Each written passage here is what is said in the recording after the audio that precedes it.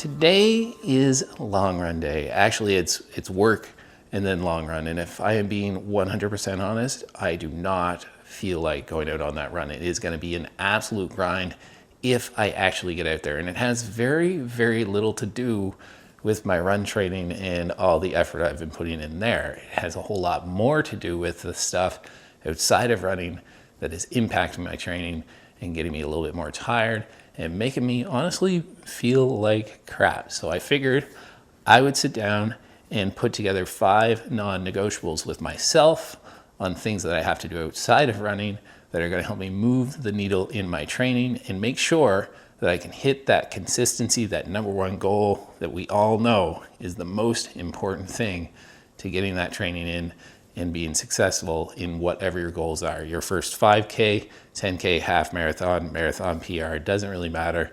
All 5 of these apply for me, and I figure I'd share them with you. We're gonna get into the first one, and that first one is nutrition. Coffee, bagel, and peanut butter, an absolute long run staple. I know long run's not until this afternoon, but old habits die hard. So today, when we talk about nutrition and we talk about some of these other tips, one of the things I want you to remember is that these are my tips, the things that I need to do for myself. These may not work for everybody, and they may look a little bit different, but hopefully you can pull something from this video. Also, I am no sort of running coach. I'm just kind of stumbling through life, trying to figure out the best way to move that needle forward with my running. And when it comes to nutrition, we could talk all about the balance of the diet, the proper amount of protein, fats, carbs, and making sure you get all the nutrients in. But for me, it's a little bit more specific. It's about binge eating. Now, I don't talk a lot about binge eating on this channel because, well, you know, it's personal to me, but there might be some people out there that can relate. And it started way back when I started to lose a bunch of my weight. I was formerly about 250 pounds. I've gotten all the way down to about 170, which is where I sit right now. And during that time, things went great. Everybody was telling me that I was looking so much better, that how was I doing it? And I was talking all about measuring my macros and really paying attention to what I was eating. But in the background, I was developing this habit where I would save all of my calories towards the end of the day for fear of going over on my calories. What that meant was that by the end of the day, I had this habit of, on occasion, really going to town on my food and binge eating. In the last couple of nights, that's been something that I've been doing. I've been saving my calories for the end of the day. And when the end of the day comes, I just eat everything in the house. How does that affect me? It affects my ability to sleep. It affects my ability to get up and train the next day. It affects pretty much every aspect of my life. I feel like crap. So the number one non-negotiable for me that I'm gonna try to fix, or at least I'm gonna try to work on through this training block, is making sure that I balance my nutrition throughout the day, that I get a decent breakfast and I get a decent lunch, so that when supper comes, it's not about saving the calories. It's about having the right amount of calories left at the end of the day. I know that might seem kind of heavy for the first one, but for me, I've recognized that that's something that I really need to fix. And there's probably a good chance that I'm not the only one out there.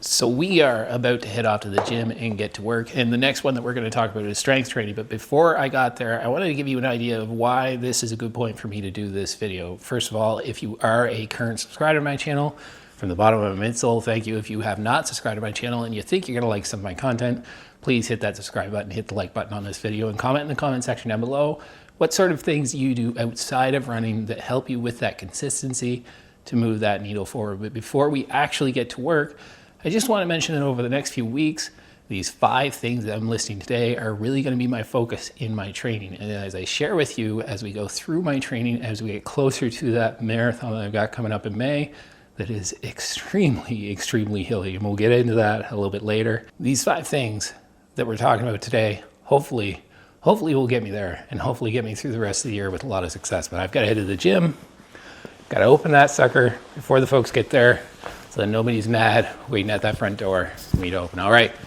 see you guys in a bit. Strength training is going to be number 2.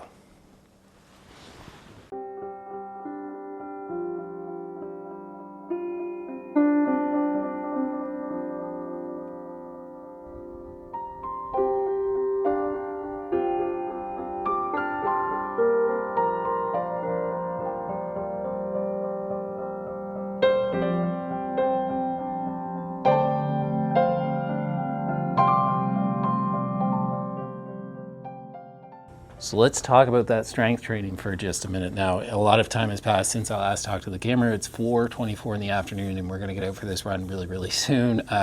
We'll get to that. There's some stuff I need to go over before we get on that run, but strength training. Strength training for me is something that I've done for a very long time. I'm somebody who went from strength training and found running, not somebody who found running and then put some strength training in to make sure that they would be healthy and try to remain injury free. But I understand that if I want to increase my running, I need to let strength training assist in my running and not the other way around. And this is the non-negotiable for me, because traditionally, even as I've gone through various marathon training blocks, I've still done the typical push, pull, legs, hypertrophy style workouts and not really focused on my running, and in terms of the strength training that's going to assist me with my running is still very important.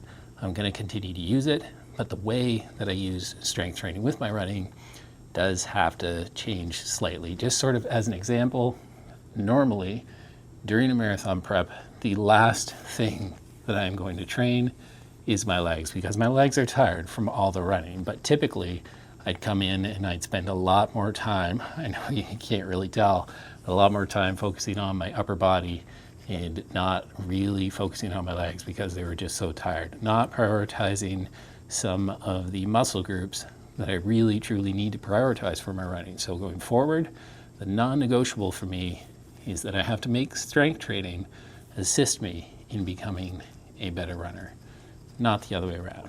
All right, we gotta get on this run. It's gonna be a little bit icy. Talk about that in a sec.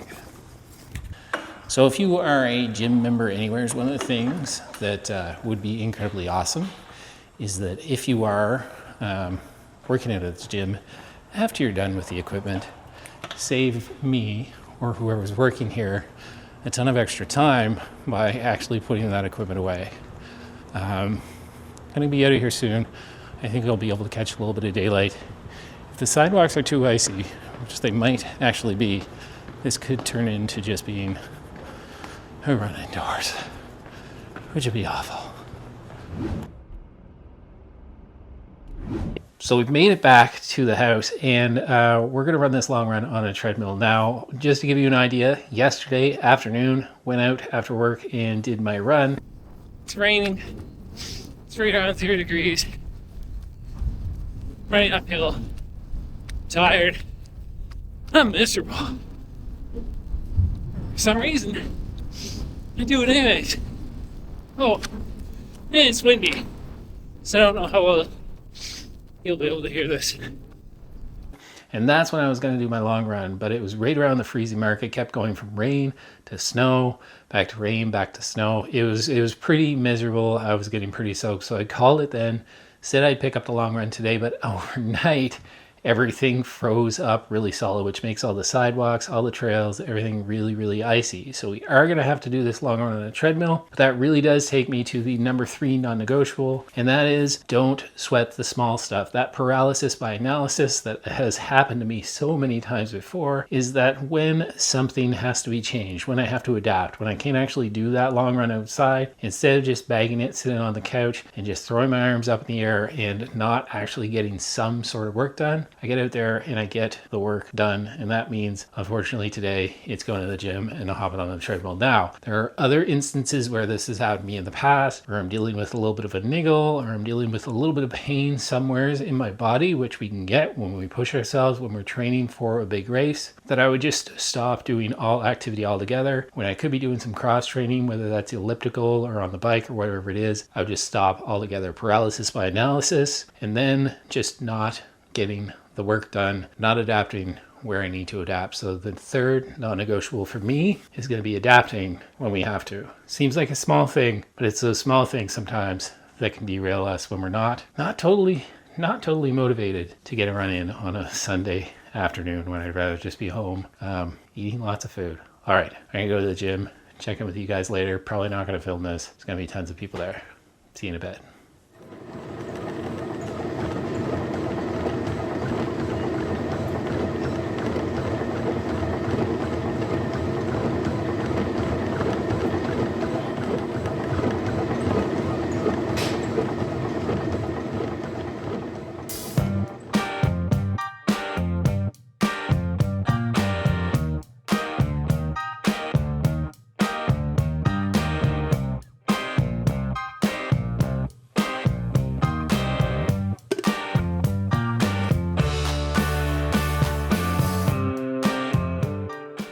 Would you believe that after running 16 miles, 26 kilometers on a treadmill late in the evening, that I wouldn't feel like talking to the camera anymore for the rest of the day? That's exactly what happened last night, and it is the next morning. Run went pretty well. 16 miles, 26 kilometers, 20 kilometers. I'm Canadian, so I'll talk in kilometers and I'll put the conversion up on the screen, but 20 kilometers, pretty easy. And then 5 kilometers at marathon, or to be honest, probably half marathon effort, half marathon pace, and then a 1 kilometer cool down. Now my watch, if anybody else has a Garmin out there, every time I run on a treadmill, it doesn't give me enough credit for how fast I'm running some of my faster paces. I don't really care. I don't care what actually gets posted to Strava. It's a little frustrating sometimes because when I look back at some of my workouts, I don't get the full picture. Maybe the treadmill's wrong. Maybe I'm not actually running as quick as the treadmill says I am, but there's about a 25 seconds per kilometer difference between what the treadmill said I was running and what my watch said I was running towards the end of that. All right, enough of that. The fourth thing on this list of non-negotiables for me, it's one that I talk about an awful lot on this channel. In fact, over the Christmas break, I did a video on this.